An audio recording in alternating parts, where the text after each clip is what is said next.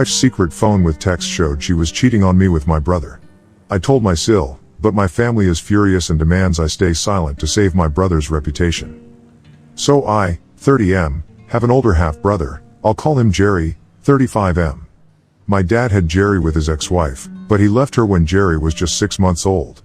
My mom told me that they got divorced because they were just not compatible. However, my dad continued to play an active role in Jerry's life, and he shared custody of him with his ex-wife. 2 years after his divorce, he met my mom and they were married within a year. They had a pretty fairy tale kind of romance because my mom says that she was in a coffee shop and he was walking outside when he first laid eyes on her, and apparently, it was love at first sight for my dad, and he actually went inside the coffee shop to ask my mother out. After dating for a couple of months, he proposed, and she instantly said yes, because she knew that he was her soulmate, and they were meant to be together. So far so good, right? Unfortunately, my dad ended up cheating on my mom about a year into their marriage with one of his co-workers. He confessed it to her out of guilt, and my mother decided to forgive him and stay with him. They went for marriage counseling and fixed things. My mother was convinced that having a baby would solve all their problems, which is how I came into existence. My mother thinks this is a very romantic story, but honestly, I just think that my parents are very dysfunctional as a couple and not the perfect version of themselves that they present to the world. Keeping up appearances, and pretending to be perfect means a lot to them, that's for sure. Even when I was a child, they would put on a show of being madly in love, whenever people would come over and everyone would shower them with praise about how they had managed to keep the spark alive even after years of being married. But the truth was that, like any other married couple, they were pretty normal and didn't constantly kiss or hug each other when they were at home, and definitely not in the honeymoon phase like they pretended to be. It was just a show that they were put on to like the perfect couple, and I realized it only when I was older. And this pressure to appear perfect also extended to me, which is why I was forced to enroll in a bunch of classes so I would be good at everything. I was constantly busy as a child and barely ever got time to relax. It wasn't until high school that I started protesting and they allowed me to spend some time at home and just unwind. My dad had made sure that both Jerry and I were straight A students and excelled at everything that we participated in, academically or otherwise. It was no big surprise that Jerry got into one of the finest medical schools in the country and I ended up in an Ivy League college for a business degree. There was a lot of pressure on us, which is probably why both of us are quite successful now, and while I do not recommend going this way for other parents, I am lucky that it worked out for me. However, my dad also believed that he had the right to control our personal lives as well. And my mother was no better because she always agreed with whatever my father said. So when Jerry turned 30, my dad told him that he was supposed to start looking for a woman he could marry and settle down with because he was getting older, and soon enough, he would be out of options. Jerry was dating his now wife, Tina, 34F, at the time that my dad sat him down and had that talk with him. They walked together and were in an on-again off-again relationship for almost 5 years, so they had known each other for quite a long time and my dad knew about it. But after that talk with my dad, Jerry decided to get serious about Tina, and within a year, he had proposed to her, and they got married 3 years ago. Last year, they even had a baby together. Jerry and I are not close, so I didn't hear about any of this from him, but I did get to know about it from my dad when he had the same conversation with me earlier this year. He told me that he had had this conversation with my brother and now, it was time to tell me the same thing so I would get serious and have a family of my own. He had actually boasted about how he had been the one to convince Jerry to get married to Tina, and he was as happy as could be with a wife and a son, and he wanted the same for me. He was clueless about how spectacularly it would blow up in his face later. My dad had even brought up his own affair from before I was born and told me that at the time, he had been really unfulfilled, but committed to my mother, and having a child is what grounded him, and he would recommend the same for me. I took whatever he said, with a pinch of salt, because I wasn't going to let my father give me relationship advice, of all things. Lucky for him, he got to believe that he had changed my life as well, because I had been planning to propose to my girlfriend anyway. Carla, 30F, and I have been together for the past 3 years and have been living together for 2 of those years. So, I had been planning to propose to her anyway, and 2 months after the conversation with my dad, I finally did it on the day of my birthday. And she accepted it and we got married 3 months ago. I thought it was all going well, but obviously, if it actually was, then I wouldn't be here. Carla and I, like I said, had only been married for 2 months, but unfortunately, I had to file for divorce about a week ago after I found out that she had been having an affair with Jerry ever since we got engaged. It was a huge shock to me, and I wouldn't even have found out if I didn't accidentally stumble upon her burner phone. I couldn't find some piece of clothing that belonged to me, and I was looking for it all over the house. She was not at home at the time, and I thought that maybe she must have kept it with her own clothes accidentally, so I decided to go through her clothes as well, and when I was going through them, I felt something in one of the pockets of a particular pair of jeans. I took it out and found another phone. It was not password protected, thankfully, and there was only one text thread on it. I noticed that the phone number looked familiar, and sure enough, it was Jerry's phone number. I was horrified, and yet, I continued to scroll up. The chat started about 3 weeks after I had proposed to her, and they were really flirting back and forth like two teenagers. They had confessed that they were in love with each other a few months after our engagement, and both of them were promising each other that they would stick it out no matter what. The plan was to stay with their respective partners until my nephew turned 5 and didn't need his mother as much as he would right now. And then both of them filed for divorce and came clean to me and Tina about the affair. Jerry would get shared custody of his son, and they would leave us, so they could be together. I was horrified to read all of that, and even more so when I realized that the two of them were planning to carry on this farce for 5 years. It was deranged, and I immediately started packing my stuff up so I could leave the house. I knew that Carla wouldn't be home until late that day because she was out with her friends, so I took the time and packed all my things which would fit, took as many screenshots as I could of the messages on her phone, and then drove to a hotel a little out of town. I didn't leave any message for her or whatever, just left the burner phone out on our bed, and I knew that she would know what it meant. I was sick to my stomach because even though Jerry and I had never been the best of friends, he and I had never really been on bad terms, either. From the messages that I had read, I had figured out that he had made a move on Carla literally the night of our engagement. I had proposed on the day of my birthday party, so my friends and family had been there, and Jerry had been there as well because he was still family. And apparently, he had come to her, and they had made out in the backyard of our house while I was attending to the guests and socializing with them. I had noticed that Carla had been missing for some time that night, but I didn't think much of it because I just figured that she had probably left to freshen up her makeup or something. But while reading the texts, I realized that they made several references and would keep talking about the night of our engagement and their rendezvous. It was disgusting because here I was, celebrating us while she smashed faces with my married brother, who also happens to be the father of a child. I called up my lawyer that evening and told him that I wanted to file for divorce, so he had to start preparing the paperwork required.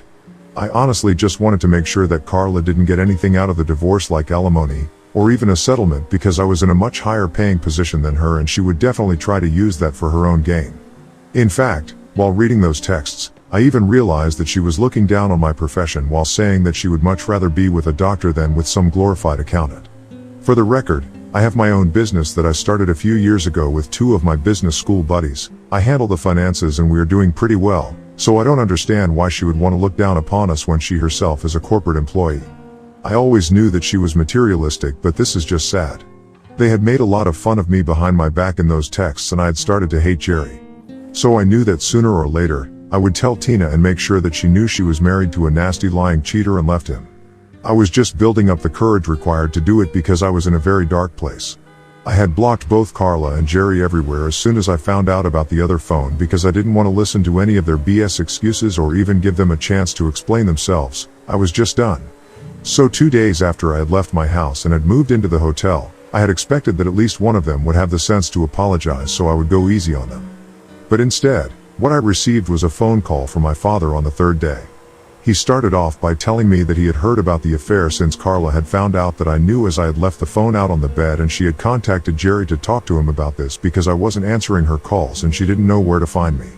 And Jerry couldn't get to me either, so he talked to my dad, and my father finally was able to reach out to me. He told me that he was sorry that this had happened, and I thought that he was being understood, but just after he said that he felt really bad about what was happening to me, he told me that he would really appreciate it if I kept this all to myself and didn't talk about it just yet. I already knew the answer as to why he wanted that, but I still asked him and decided to record what he was about to say. He told me that he had talked to Jerry and both of them were afraid of the same thing, that I would talk to Tina and tell her about his affair. My dad told me that since I was not willing to speak to Jerry and had blocked him, he felt like it was his responsibility to tell me that neither he nor my mother wanted me to tell Tina about this.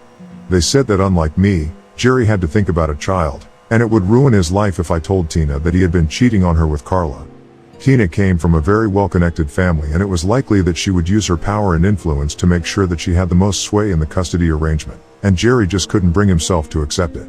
So, through my dad, all of them were requesting me to keep my mouth shut and not tell Tina the truth. They even said that they had spoken to Jerry and had made him promise that he would stop seeing Carla, and if I wanted to, I could patch things up with my wife and make it work because that's what my mother had done and their marriage had turned out to be beautiful, in spite of my dad's mistake. So my parents thought that I should go the same way and forgive Carla and Jerry for their stupid little mistake because both of them were really sorry. I thought it was a bold move from my parents and Jerry to try and convince me that it was not a good idea for me to tell Tina about the affair, especially after he had screwed me over without batting an eye. I couldn't believe that they even had the audacity to expect that I would agree to this, and instantly hung up because I was done recording and I didn't even want to entertain the conversation or dignify it with a response. I was fuming because I knew that my parents had always cared deeply about how they appeared to other people, but this was madness and there was no way that they were actually expecting me to keep my mouth shut. I wish I could say that I was surprised, but the cheating apple doesn't fall far from the cheating tree, so of course, my dad wanted me to keep quiet and not breathe a word of this to Tina so Jerry could get away with all of this. They wanted me to brush it all under the rug and go back to pretending like everything was fine, solely for the sake of keeping up the appearance that we were a perfectly normal and functional family for other people. And to suggest that I forgive Carla and Jerry and patch things up with her so everything can go back to normal and we can carry on like this never happened requires some real guts. I was furious that they had thought that saying this would be a good idea, and in the heat of the moment, I decided to text Tina out of anger and get back at Jerry for what he had done to me. I reached out to her through text and told her everything that I knew, including that Jerry had asked my dad to instruct me to keep all this a secret from her. For good measure, I also added the screenshots that I had taken of the messages that I had found on the burner phone, and then I turned my phone off. I didn't want anybody to be able to contact me because I knew that things were going to go down now and I didn't want any part of it. A couple of hours later, when I thought it was appropriate, I finally turned my phone back on, and I found that it was full of messages and missed calls from my family. Everyone was really mad at me, but I only cared about what Tina had to say about all of this. So the first text that I checked, after turning my phone back on, was hers. She hadn't said much, just said that she was thankful that I had chosen to help her out and tell her the truth and that she knew what to do now.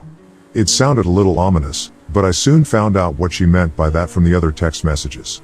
Everyone, and by everyone, I mean, my mom, my dad, and a couple of other family members, was clamoring about how Tina and Jerry got into a huge fight after I sent that message and that Tina had left to go live with her parents with their son in the aftermath of the fight. It has also become abundantly clear to me that divorce was very much on the table for them, and Tina might file for full custody, which was not good for Jerry because she would definitely try her best to cut his time shorter with his son, even if he does get shared custody. And I don't know why, but my family is blaming me. If they didn't want any of this to happen, they probably should have taught Jerry not to cheat, but they didn't, so this is on him.